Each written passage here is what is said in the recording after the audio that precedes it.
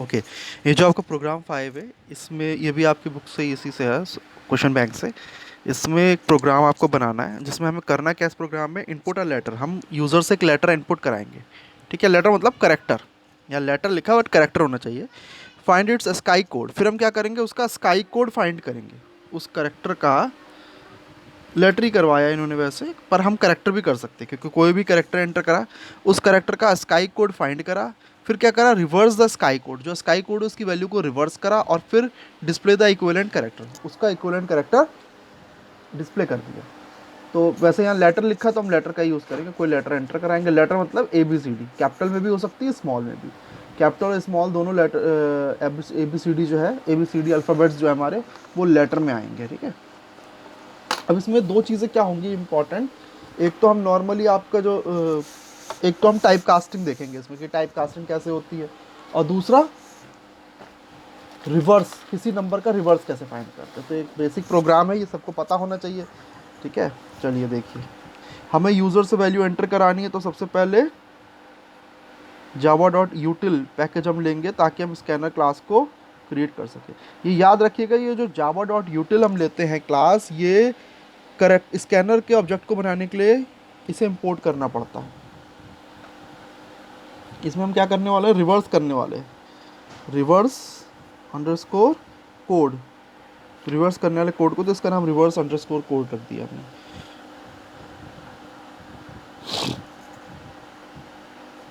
Public static void main function बनाएंगे हम।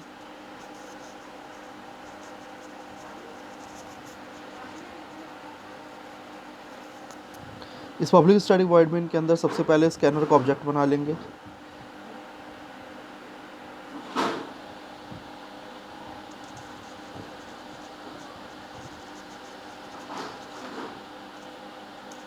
ये बना लिया हमने। स्कैनर का ऑब्जेक्ट बना लेने के बाद हम सबसे पहले यूज़र को स्टेटमेंट देंगे कि वो एंटर करे कोई लेटर। लेटर जो है वो एक प्रकार का करेक्टर है, तो उसको स्टोर कराने के लिए हमारे पास डेटा टाइप कैसा होना चाहिए, करेक्टर, कैर टाइप का होना चाहिए। तो पहले तो स्टेटमेंट देंगे, तो system dot out dot println, क्या लिखेंगे हम, एंटर आ करेक्टर, या फिर लेटर, लेटर लिखेंगे। जो यहाँ पे गिवन है वही लिखेंगे, यहाँ लिखा है ना program to input a letter, तो हम यहाँ पे भी वो लिखेंगे, एंटर अ लेटर। अब ये लेटर मतलब स्मॉल या कैपिटल में कोई भी अल्फ़ाबेट हो सकता है। अब इसको स्टोर कराने के लिए हमारे पास कैसा होना चाहिए, कैर टाइप का। तो कैर, अब यहाँ पे कुछ भी हम वेरिएबल ले सकते थे, हमने ले लिया सी एच या फिर सी एच वन। ठीक है, इस ये क्या है, इस कैरेक्टर का डेटा टाइप वो है, ये वेरिएबल है, वेरिएबल नेम है सी एच वन। यहाँ पे इसकी जगह ए भी हो सकता था, बी भी हो सकता था, एक्स वाई जेड भी हो सकता था, कुछ भी हो सकता था, हमने सी एच वन लिया। इसमें स्टोर करा रहे हैं तो एस सी। अच्छा, अब कैरेक्टर को कैसे स्टोर कराएंगे ये ध्यान से देखिए। तो सबसे पहले तो स्कैनर का ऑब्जेक्ट आता है। स्कैनर के ऑब्जेक्ट के बाद हम नेक्स्ट फंक्शन लिखते हैं, नेक्स्ट। नेक्स्ट क्या करता है, स्ट्रिंग लेता है। नेक्स्ट क्या लेता है, पूरा एक वर्ड लेता है। अब लेकिन हमें वर्ड नहीं चाहिए, हमें तो एक सिंगल कैरेक्टर चाहिए। तो हम उसके लिए क्या करेंगे, हम यूज़ करेंगे कैर एड फंक्शन। ये इससे हमें क्या मिलेगी, एस सी डॉट नेक्स्ट से हमें एक स्ट्रिंग मिलेगी। उस स्ट्रिंग का सबसे पहला जो कैरेक्टर है, अल्फ़ाबेट है, वो हमें चाहिए। तो हम क्या लिखेंगे, कैर एट ज़ीरो। ये स्ट्रिंग का फंक्शन है, जो स्ट्रिंग्स है उसमें ये फंक्शन है char at zero. Char at zero मतलब क्या, कैर एट और ब्रैकेट में इसके अंदर हम कुछ भी लिख सकते हैं, 0 1 2 3 आई, इस तरह से कोई भी वैल्यू आर्ग्यूमेंट पास कर सकते हैं। तो इससे हमारा जो करेक्टर एंटर हुआ, अब इस ये स्टेटमेंट क्या करेगा कि जो भी करेक्टर टाइप करा गया, किसी ने ए टाइप करा, स्मॉल एक्स टाइप करा, कैपिटल वाई टाइप करा, कुछ भी टाइप करा, वो सी एच वन में आ गया। तो सी एच वन में आ गया। अब हम उसका क्या फाइंड करेंगे, स्काई कोड। स्काई कोड जो होता है वो हर करेक्टर का रिप्रेजेंटेशन होता है, इंटीजर रिप्रेजेंटेशन या न्यूमेरिकल नंबर रिप्रेजेंटेशन होता है। जो भी करेक्टर्स हैं, करेक्टर्स मतलब क्या होता है, जो हमारी कीबोर्ड पे हमको दिखाई दे रहे हैं, क्वेश्चन मार्क का सिंबल, एस्टेरिस्क का symbol, A B C D alphabets, tab, space bar, enter की, ये सब क्या है, करेक्टर है। ठीक है, तो ऐसा कोई करेक्टर हमने सी एच वन में एंटर कराया। अब हम उसका क्या फाइंड करेंगे, स्काई कोड। स्काई कोड उनका रिप्रेजेंटेशन होता है, जैसे कैपिटल ए का के लिए जो रिप्रेजेंटेशन है वो है 65, और जो स्मॉल है उसके लिए 97। तो कंप्यूटर में क्या होता है, ए स्टोर नहीं होता है, बल्कि उसका स्काई कोड लिया जाता है, यानी कि कैपिटल ए का 65 लिया जाएगा और फिर उसको बाइनरी में कन्वर्ट करके फिर उसे स्टोर करते हैं। कंप्यूटर में मेमोरी में इस तरह से स्टोर होता है, ठीक है। तो हर एक का स्काई कोड होता है। इसका स्काई कोड कैसे निकलेगा, ये करेक्टर टाइप का है, इसका स्काई कोड इंटीजर टाइप का होता है। तो हम क्या करेंगे, इसे टाइप कास्ट करेंगे। क्या करेंगे, इसे टाइप कास्ट। तो हम लिखेंगे इंट। अब हम क्या फाइंड कर रहे हैं, स्काई कोड। तो ASCII स्काई कोड फाइंड कर रहे हैं। नहीं, ये तो अच्छा नहीं लगेगा, कुछ और ले लेते हैं। इंट, मान लीजिए हम किस में ले रहे हैं, A1। A1 में क्या आएगा, CH1 का स्काई कोड। तो कैसे लिखेंगे हम, यहाँ पे हम लिखेंगे इंट, टाइप कास्ट करा हमने किसको, CH1 को। तो CH1 की वैल्यू जो कि करेक्टर है उसको इंट में टाइप कास्ट करने से क्या होगा, इसका जो स्काई कोड है वो मिल जाएगा हमें। और वो किस में हम स्टोर कर रहे हैं, A1 में। अब हम सबसे पहले तो उसके स्काई कोड को डिस्प्ले करेंगे। तो हम स्टेटमेंट लिखेंगे system.out.println। ये हमने स्टेटमेंट लिखा है, इसमें हमने लिख दिया स्काई कोड ऑफ। अब इसके बाद स्काई कोड ऑफ, ये तो हमारा एज इट इज़ आएगा, प्लस हमें बताना पड़ेगा कि कौन सा करेक्टर है। अब हमें तो पता नहीं कि यूज़र कौन सा करेक्टर स्टोर एंटर करेगा। हो सकता है कैपिटल ए करे, भाई हमने तो प्रोग्राम बना दिया, जब इसको यूज़र रन करेगा या जब रन करा जाएगा तो हो सकता है कैपिटल ए को एंटर करे, हो सकता है कोई स्मॉल p एंटर करे। तो हमें नहीं पता कि कौन सा करेक्टर। तो हमने क्या करा, डबल क्योट्स में तो बस इतना लिखा है, स्काई कोड ऑफ। उसके बाद प्लस में हम क्या लिखेंगे, CH1।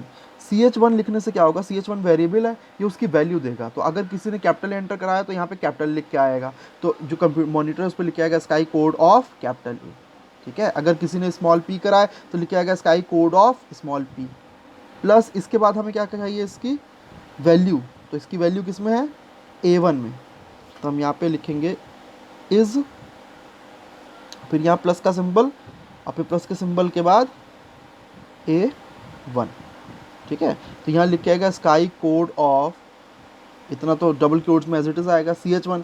मान लो यहाँ पे है कैपिटल है तो कैपिटल ए इज़ 65, ये लिख के आ गया। अब इसके बाद हमें क्या करना है, इसको रिवर्स करना है, किसको, इसकी इंटीजर वैल्यू को। तो हम क्या करेंगे, रिवर्स करने के लिए एक लेंगे इंट, कुछ वेरिएबल लेंगे n में इसकी वैल्यू दे देंगे, A1 की वैल्यू दे देंगे n में। और दूसरा ले लेंगे एक d, इसको वैल्यू देंगे 0। और एक तीसरा लेंगे n तो ले चुके हैं, एक लेंगे r की वैल्यू कितनी लेंगे, 0। ये हमने सब ले लेना है, ठीक है। अब यहाँ से रिवर्स कैसे करेंगे वो मैं आपको बताने वाला हूँ।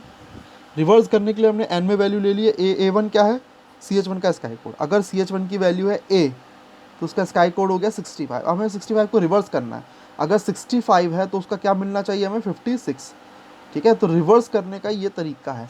ये किसी नंबर के लिए भी, अगर 4 डिजिट का नंबर है तो उसे भी हम ऐसे ही रिवर्स करेंगे। क्या करेंगे, सबसे पहले हम लिखेंगे वाइल में हम लिखेंगे n इज़ ग्रेटर देन 0, जब तक n 0 से बड़ा है। सबसे पहले हम क्या करेंगे, हम d की वैल्यू निकालेंगे, d is equal to n modulus operator 10। इससे हमें क्या होगा, लास्ट डिजिट मिलेगी। अभी मैं इसे एक्सप्लेन करूंगा, यहाँ पर ऐसे बना के ब्लॉक एक्सप्लेन करूंगा। फिर ये हमें d में वैल्यू मिल गई, लास्ट डिजिट मिल गई, वो लास्ट डिजिट हमें आगे लेनी है। तो हम लिखेंगे r is equal to r plus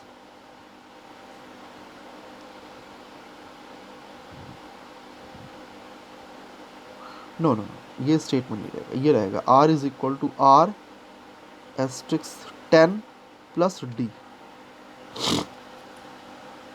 ठीक है। फिर हम क्या करेंगे, n is equal to n/10, ये स्टेटमेंट रहेगा।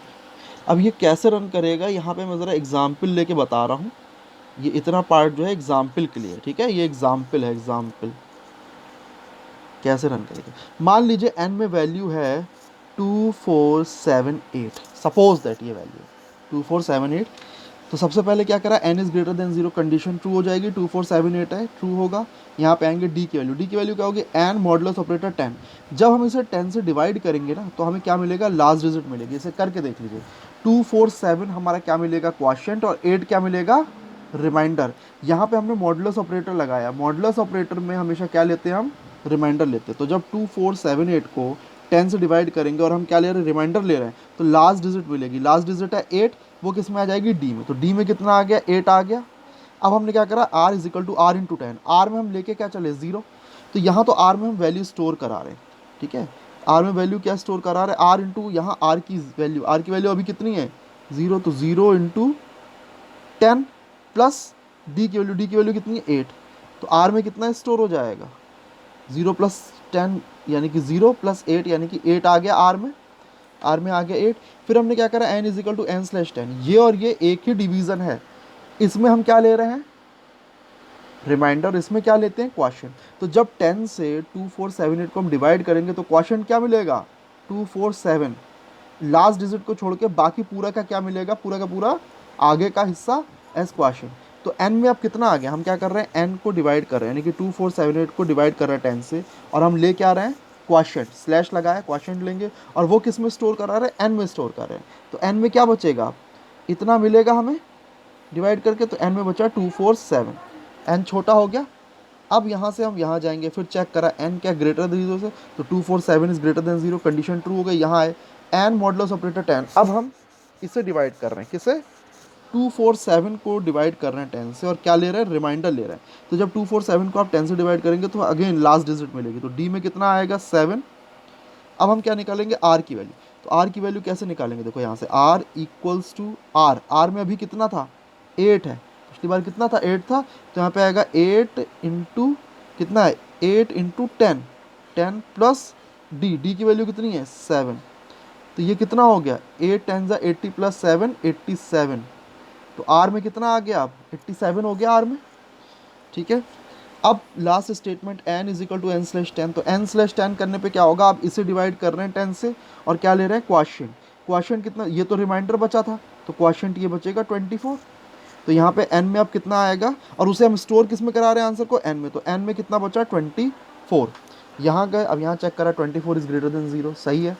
यहाँ आए 24 को फिर 10 से डिवाइड करो, रिमाइंडर ले रहा था, जब इसे 10 से डिवाइड करेंगे तो लास्ट डिजिट मिलेगी, तो d में कितना आ गया अब 4 आ गया, 24 को 10 से डिवाइड करा तो रिमाइंडर कितना बचेगा 4, वो किस में आ जाएगा d में, तो d में आ गया 4।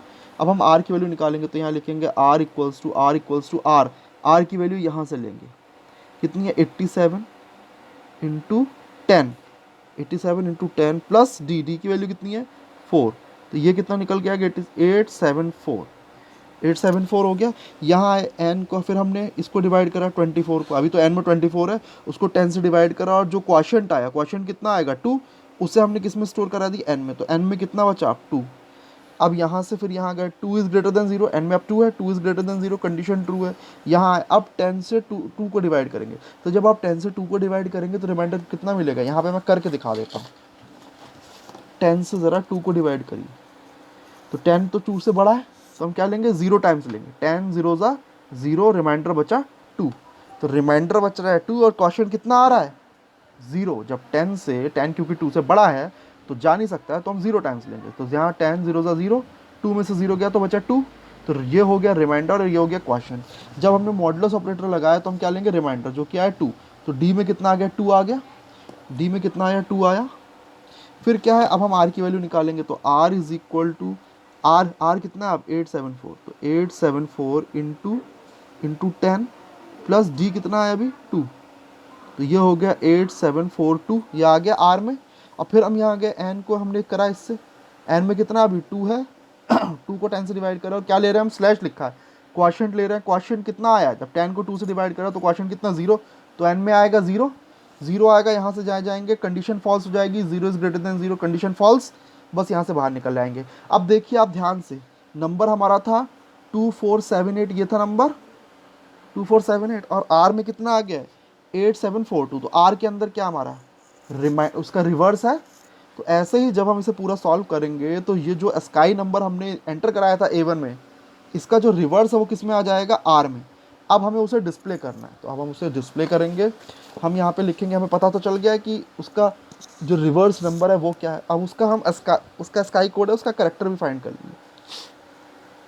तो हम लिखेंगे system.out.print में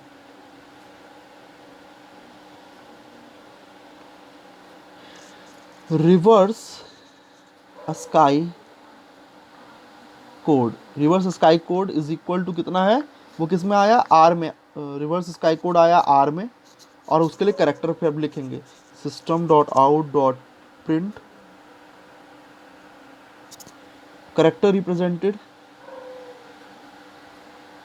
यानी कि करेक्टर जो कि रिप्रेजेंट करता है कौन, ये वाला स्काई कोड। तो कौन सा करेक्टर रिप्रेजेंट करता है, तो इसे क्या करेंगे, कैर में चेंज करेंगे। तो यहाँ लिखेंगे कैर आर। ये मैंने क्या करा है, ये मैंने आर जो है इंटीजर वैल्यू है, आर जो है उसमें इंटीजर वैल्यू है, उसको हमने फिर करेक्टर में चेंज कर लिया। ठीक है, तो करेक्टर में चेंज कर लिया। अब इसके बाद ये डिस्प्ले हो गया। उसके बाद पब्लिक स्टैटिक वॉइड मेन को क्लोज करो, क्लास को क्लोज करो। ये आपका प्रोग्राम बन के तैयार हो गया। ठीक है।